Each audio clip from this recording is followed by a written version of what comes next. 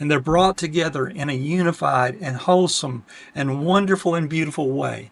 So from the highest perspective, we can affirm that mercy is the goal of judgment and wisdom is the means. Let's look into what I mean by this.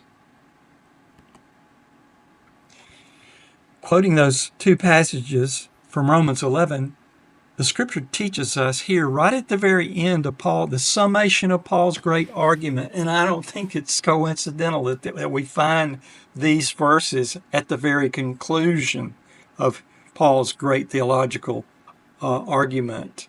For God has bound or imprisoned everyone over to disobedience. Why? So that he can judge most of them and send them to hell, and then judge the others whom he has imputed his righteousness to, and he will send them to an eternal heaven. No, that's not what Paul says. He's bound everyone over to disobedience so that there's a reason why God is binding and has bound and imprisoned everyone over to disobedience. To me, that in itself is a judgment. That's a huge, large judgment. He has bound everyone over to disobedience. Judgment, so that, what is the purpose of this judgment?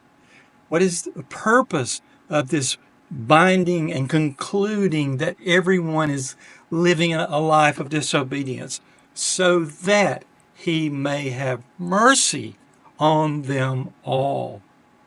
Then Paul immediately breaks out. And again, I hope that you can see the juxtaposition of these two passages, the implication of Paul making this the last greatest proposition and affirmation and declaration in his long theological argument, being the verse that we just read is the conclusion. And then what happens is Paul cannot contain himself, and he bursts forth into this paean, this song of praise. Oh, the depth of the riches of the wisdom and knowledge of God. How unsearchable his judgments and his paths beyond tracing out.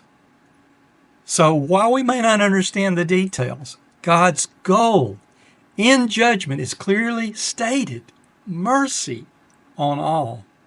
God's judgments have a purpose. Stop and think about it. If you're going to torture someone forever and ever for all eternity, what is the purpose of that?